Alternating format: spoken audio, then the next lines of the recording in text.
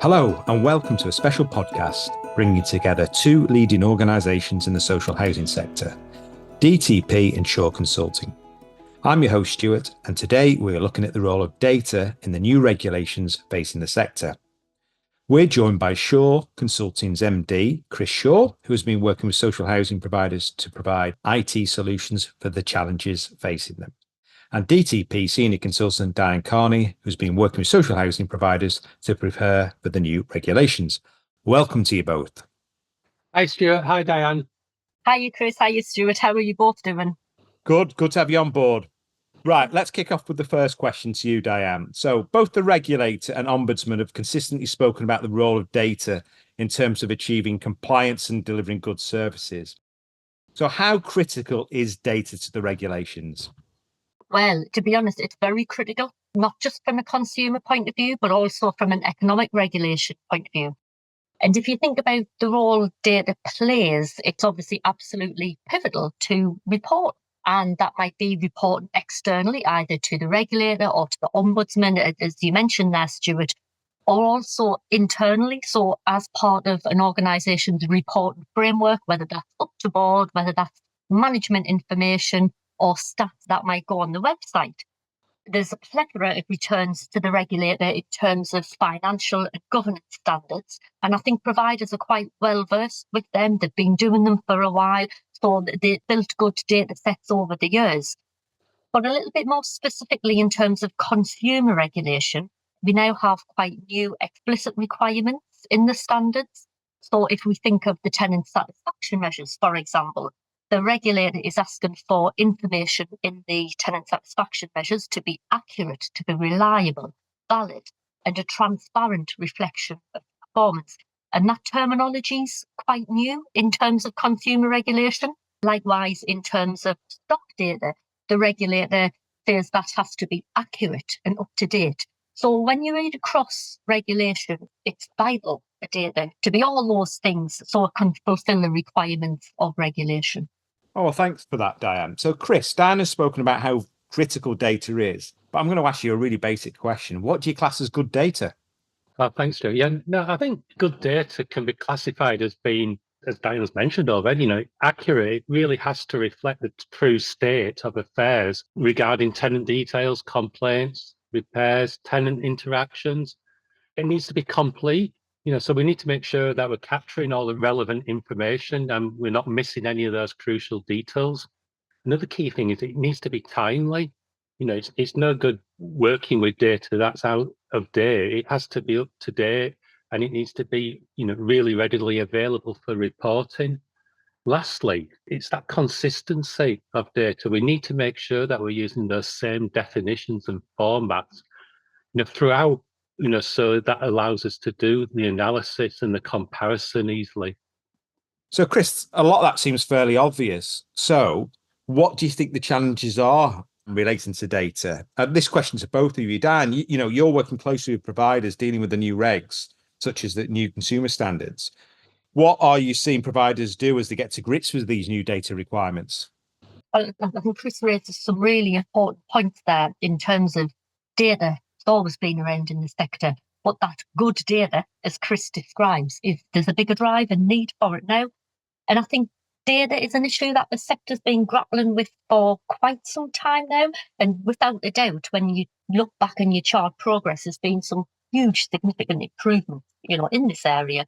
We mentioned earlier that the revised consumer standard has really focused providers on certain aspects of data. We've had a great response from the sector. We've seen organisations take very much a project approach to ensuring their data is everything that Chris has described. So there's been separate teams created, resources put into reviewing data, making sure everything is as accurate as possible and as up to date. We've seen organisations introduce robust data governance and data controls that were never previously there. And we've also seen a focus on that triangulation of the various data sets within organisations to make sure that there's no gap or differences in those data sets, and also to make sure that all the relevant data can be used in decision-making processes. And I think it's probably that last point is proven to be a little bit more challenging for some. It's the ability to knit together all those various data sources and read across them. So what are they all telling us? What's in complaints data? What's in tenant satisfaction measures? What's in tenancy turnover data? Using all those data sets and having that holistic view of what it's telling the organisation. And I do caveat all these answers, mind, Stuart, by saying that a huge range of approaches that providers are taking out there, some are fantastic, some have a lot of ground to cover. Everybody's at different stages. Chris, have you got anything to add to that?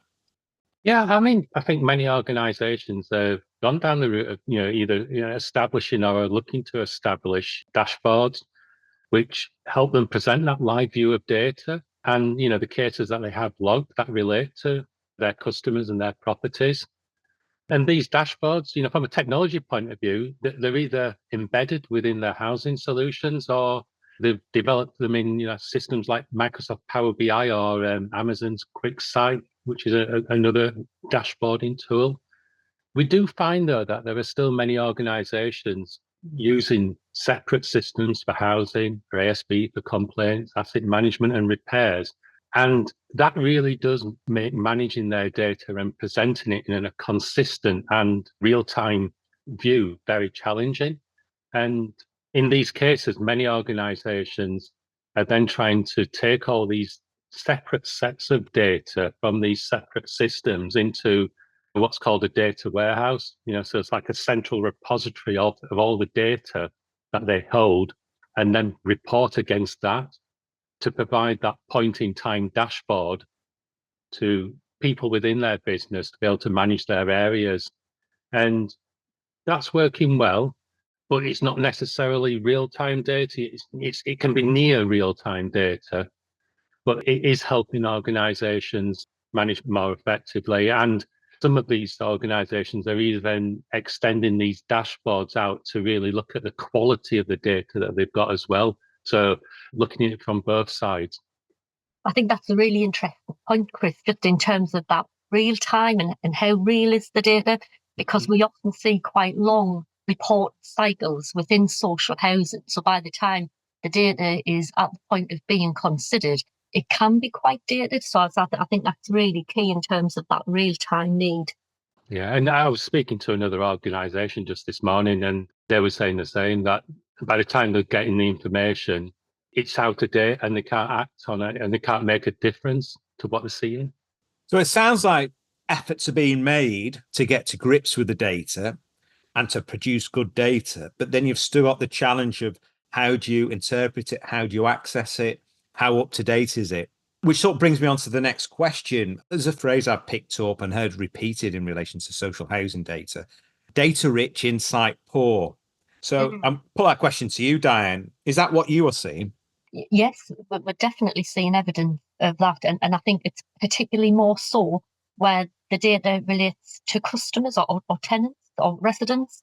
And I think historically we've collected quite a lot of data in various areas and in that customer area and not really done a lot with it.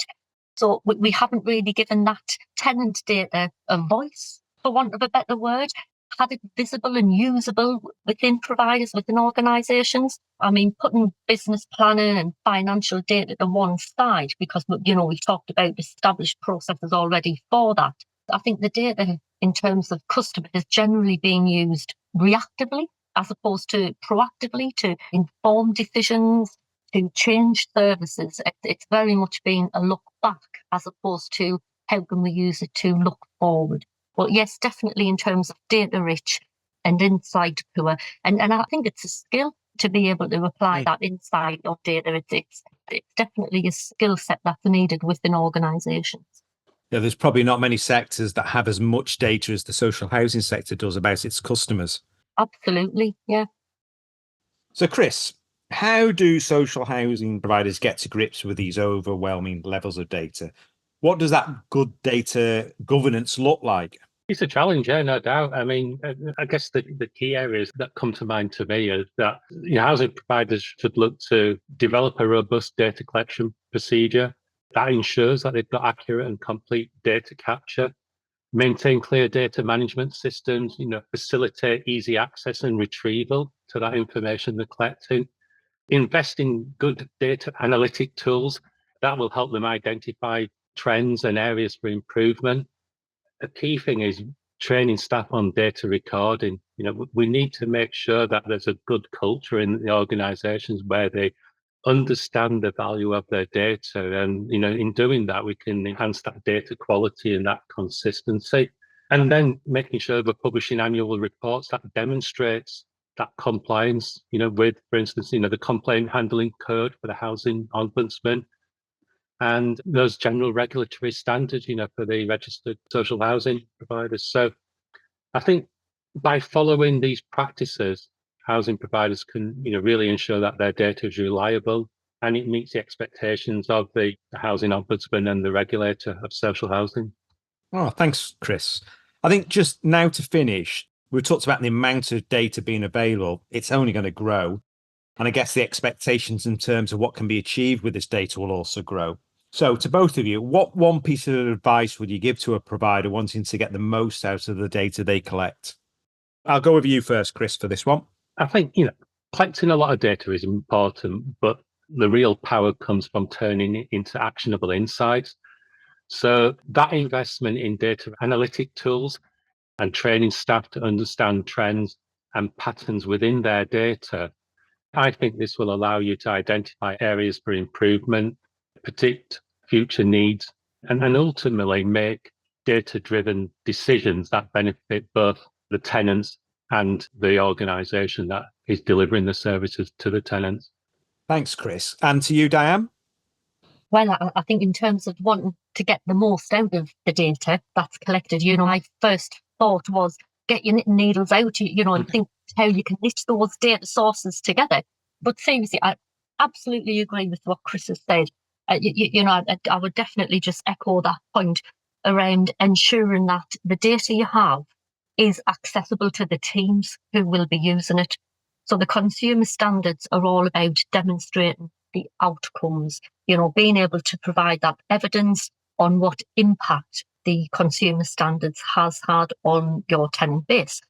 And if you're not providing frontline teams and staff with information about diverse need of tenants, then how can you reasonably expect them to be able to tailor services and ensure that diverse things are met? So I think that's really critical in terms of making the data accessible and useful. Well, thanks, Diane. I think that's a suitable point to draw it to a close. So thank you, Chris and Diane, for sharing your expertise with us. If you want to speak to Chris and Diane, their details are in the post accompanying this podcast. And of course, thank you to our listeners for joining us on this podcast. Watch out for more social housing sector insights on our social media channels. Thank you.